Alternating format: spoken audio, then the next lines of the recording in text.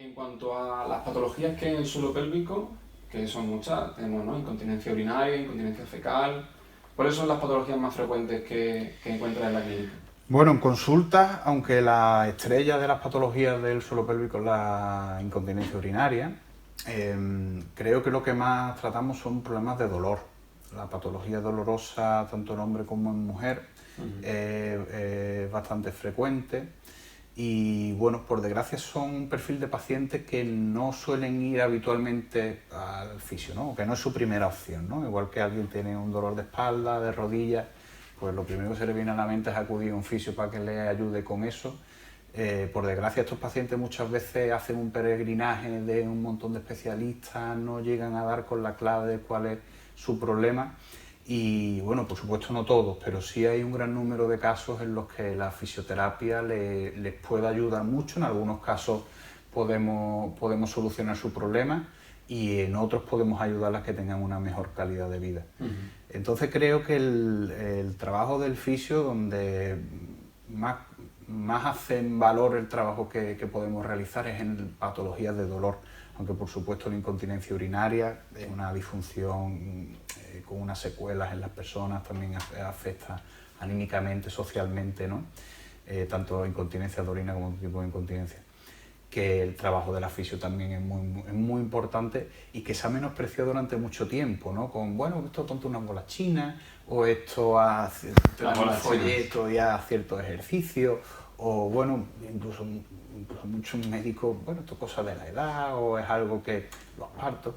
Y bueno, realmente pues hay un profesional que es el fisioterapeuta que hace una especialización en este campo y que tiene la formación y los conocimientos como para poder tratar este tipo de disfunciones y en muchos casos poder ayudar a estas personas a que mejore su calidad de vida o incluso evitar una cirugía o retrasarla o que el éxito de esta sea mejor, ¿no? Con el tratamiento de fisio y los ejercicios.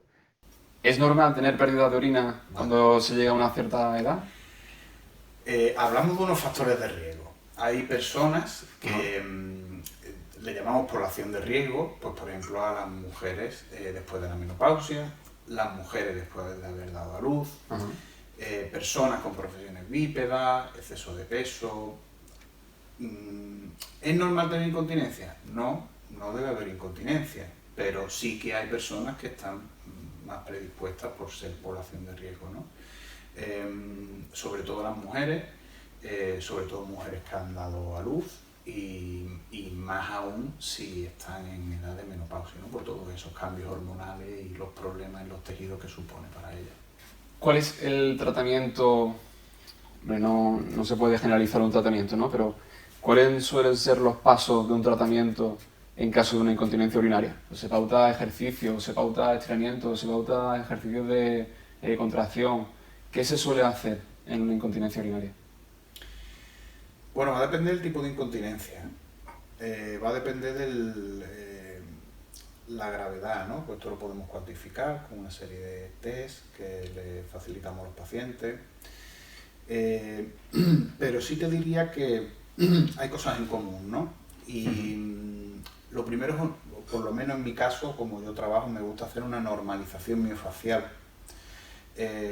Normalmente vemos en la valoración puntos gatillos miofaciales, un montón de bandas tensas, restricciones de movilidad, bloqueos articulares a nivel pélvico y lumbar.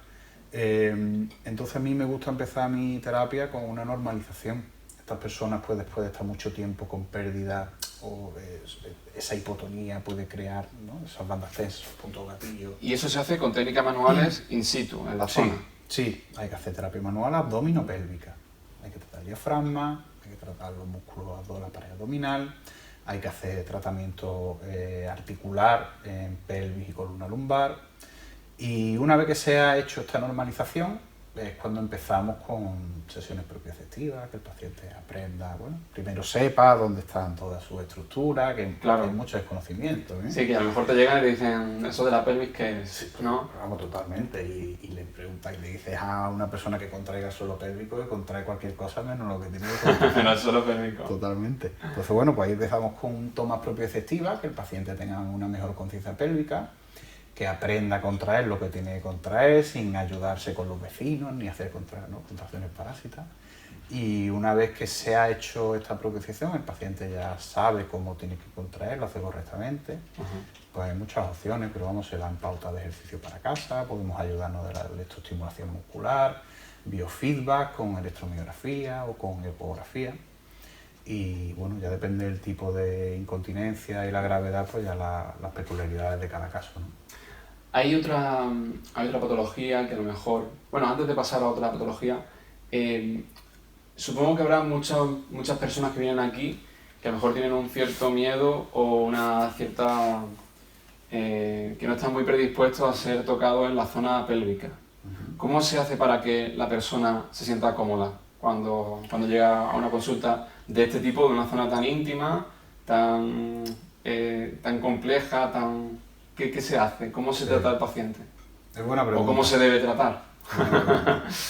Bueno, yo creo que lo primero, Adrián, es que el paciente que viene aquí normalmente ya viene por un problema uroginecológico, ha pasado por urólogos, ha pasado por ginecólogos, entonces más o menos la mayoría de la gente se sabe más o menos lo que viene, ¿no? Yo en mi página web redacto algo intentando a modo introductorio, ¿no? A que el paciente que venga pues tenga ya una ligera idea de lo que viene. La página web fisioterapiasuelopélvico.es, ¿vale? Fisioterapia Suelo Pélvico Málaga. Fisioterapia Suelo Pélvico Málaga.es. Sí.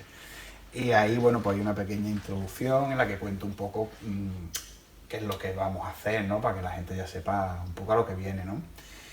Realmente mi trabajo es uroginecológico, ¿no?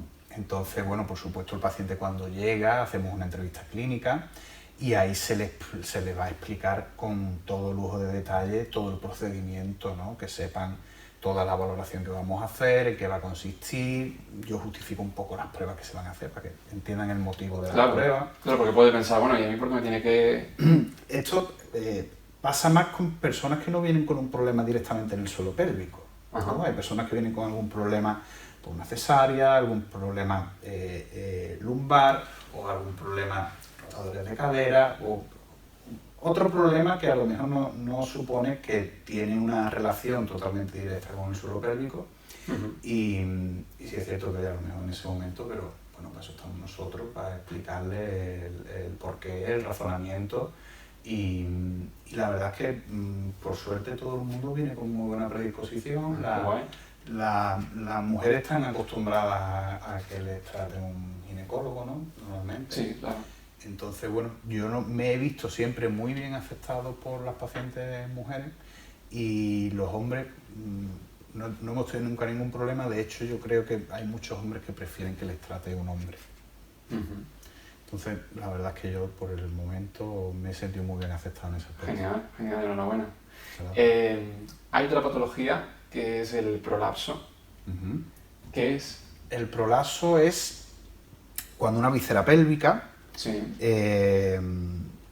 desciende o no está en la posición en la que debería, ¿no? Esto lo podemos estudiar mediante ecografía, a través de unos puntos de referencia que tomamos para saber el posicionamiento en el que debe estar cada víscera, ¿no? Aquí podéis ver la vejiga, el útero, el recto.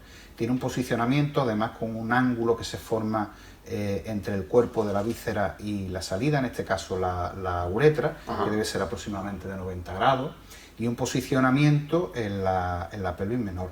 ¿Qué ocurre? Que esta víscera puede bajar. El prolapso tiene varios grados. Si es un descenso leve o moderado, será un grado 1, 2 o incluso 3 si está ya cerca del hiato vaginal, o incluso un grado 4 de prolapso donde la víscera incluso asoma a vía vaginal. Y se ve entonces, es cuando se ve a lo mejor sería forma de calcetín, ¿no? Como si un calcetín colgase de la... Sí, si es una forma rugosa, si el aspecto es rugoso, es un prolapso vesical en la vejiga. El detrusor da esta forma así más rugosa, sus paredes. Puede ser también un prolapso uterino. El prolapso uterino, el relieve es distinto, aunque a simple aspecto no se debe diagnosticar, ¿no? Debemos hacer una exploración manual y en muchos casos hacer hacer una ecografía. Un estudio mediante ecografía es lo más idóneo para el diagnóstico y muchas veces el tratamiento del prolapso. La importancia de la fisioterapia en el prolapso es grande. En los primeros grados de prolapso podemos hacer un trabajo muy efectivo para que ese prolapso no vaya más. Realmente que las vísceras suban es muy difícil, casi imposible. Pero si la paciente que tiene malestar tiene síntomas, porque tiene un poco de descenso, tiene un prolapso leve, la fisioterapia le ayuda a que no tenga esa sintomatología, esté bien, pues bueno, no tiene tanta importancia que la víscera esté un poco descendida si no tiene sintomatología, ¿no? Entonces a lo mejor un médico le recomienda una operación, pero porque esa mujer está llegando con una serie de problemas a su consulta, ¿no? Pero entonces, bueno, se hace un diagnóstico, hay un prolapso, pues una cirugía. Pero aunque la víscera esté en su sitio, se ha normalizado esa musculatura, esa función muscular, ella se realiza un refuerzo, aprende una serie de maniobras para evitar que ese prolapso aumente y tenga más riesgo de empeorar, pues esa persona puede vivir mejor y no tiene por qué pasar una cirugía aunque tenga un leve prolapso. En el caso de los prolapsos más graves, en los que la solución es quirúrgica, la fisioterapia es muy importante para que no haya una recidiva. Si tú estás corrigiendo algo que no cambia todo lo que ha llevado a esa persona a ese prolapso, es cierto que hay intervienen los partos, otro tipo de factores, pero si tú no modificas, tú simplemente corriges quirúrgicamente, es muy probable que haya una recidiva. Por eso hay muchos prolapsos, las mallas que se caen, ¿no? Y que vuelven a intervenir y muchas veces son muy problemáticas.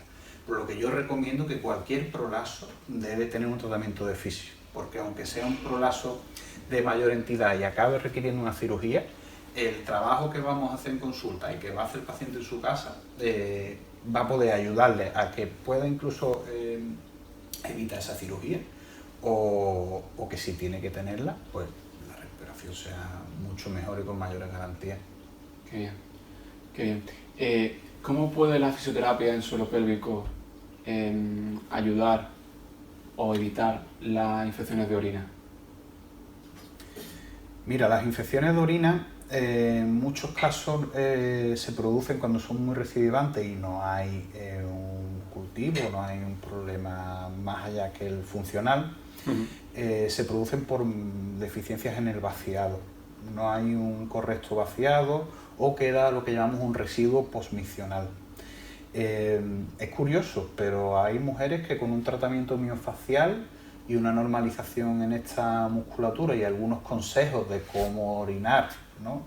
Tenemos muchas veces que hacer educación misional a los pacientes, ¿no? ¿Cuáles son esos consejos?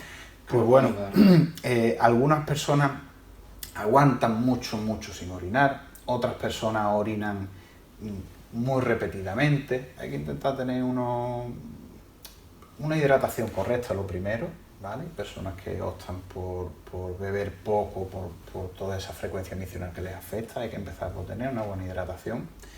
Intentar orinar en un número de veces más o menos normal, hablamos de entre 8 y 10 veces diurnas, ¿vale? Durante el día. Entonces lo primero es que tú tienes que orinar no demasiado tiempo, que tu vejiga no se expanda demasiado, no hay un sufrimiento. No aguantar, ¿no? No aguantar en exceso, pero tampoco es bueno orinar al primer estímulo.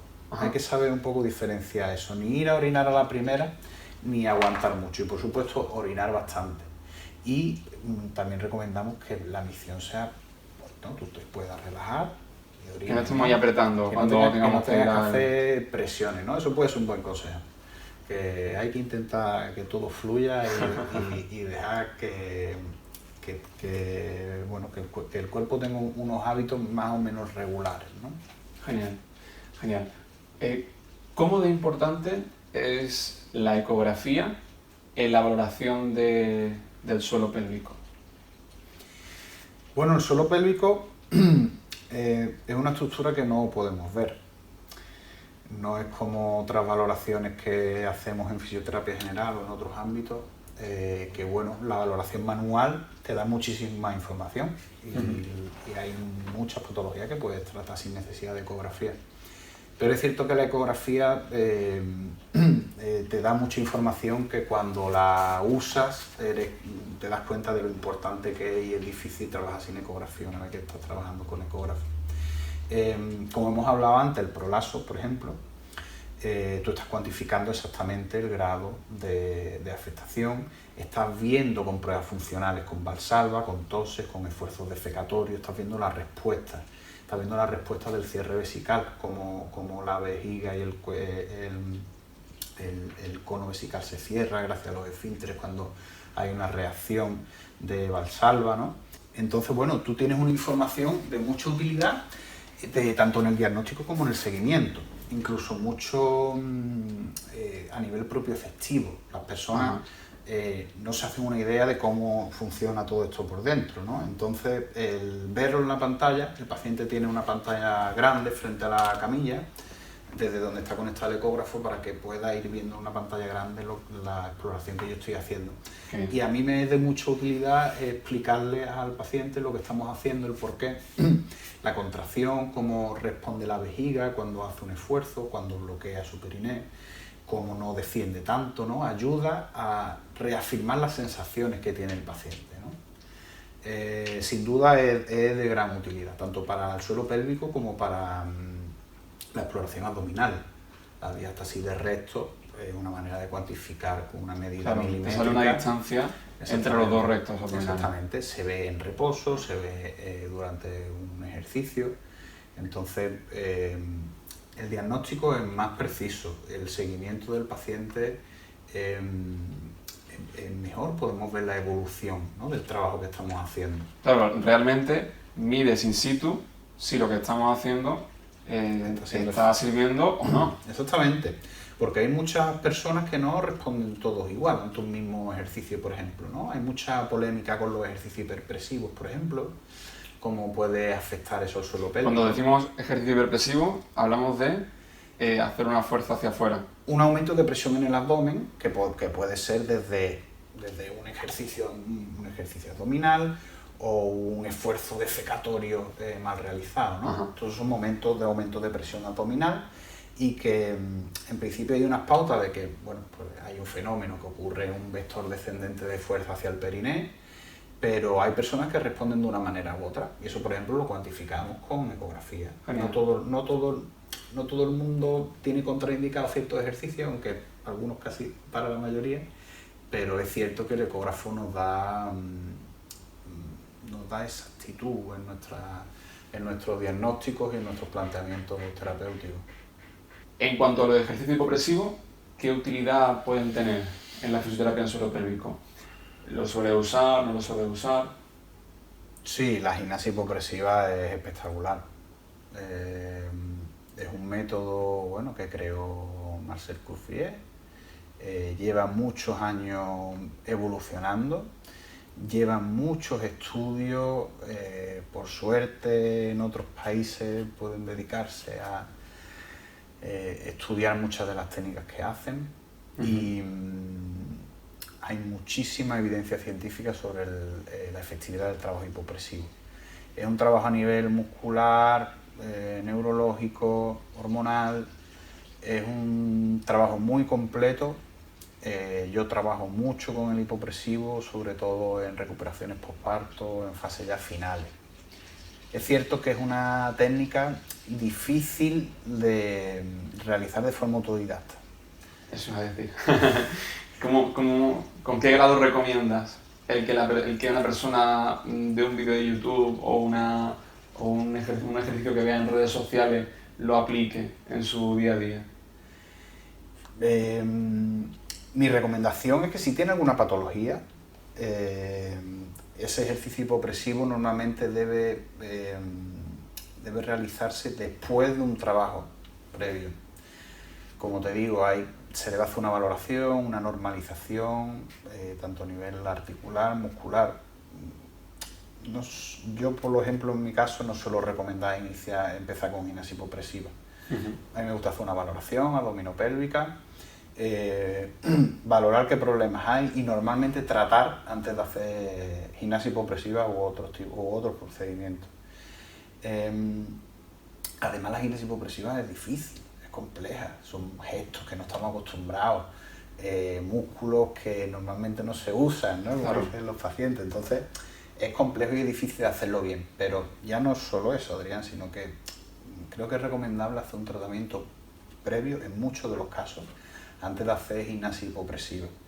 Y sin duda, si tienes una patología, esto es muy importante. Otra cosa es que tú quieras hacerlo como un ejercicio deportivo, porque bueno, tú ya tienes un buen estado de salud, tú quieres hacer un trabajo porque eres mujer o has tenido hijos o bueno, eres un hombre que quiere fortalecer tu suelo pélvico. Entonces, pues un trabajo, al ser hipopresivo, no hay un sufrimiento perineal, por lo que te estás ahorrando muchos futuros posibles problemas. Y además estás haciendo un trabajo de los músculos abdominales profundos y del suelo pélvico, por lo que es un ejercicio ideal para muchas personas. Cada vez hay más deportistas de élite trabajándolo, porque al trabajar en apnea hay un beneficio de la capacidad ventilatoria. Claro. Y esa mejora cardiovascular hace que muchos deportistas se estén animando a este tipo de ejercicio, ¿no?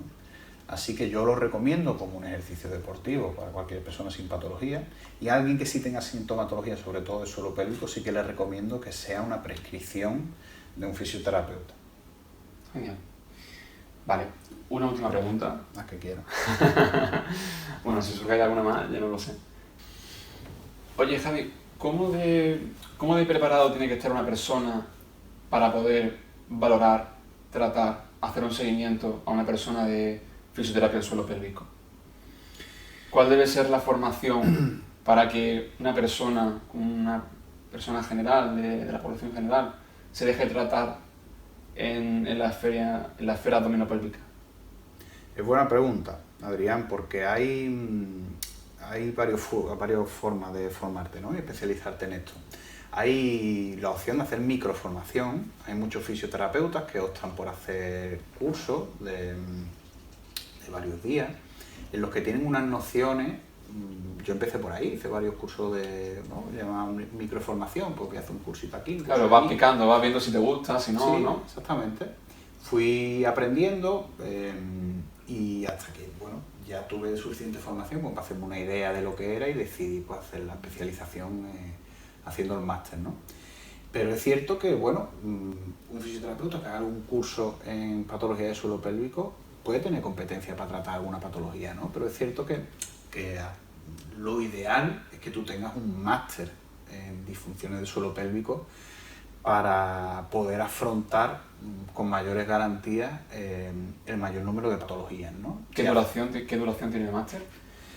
Bueno, en mi caso es un máster de 1 año y 6 semanas de prácticas clínicas en hospitales, paritorios, centros especializados.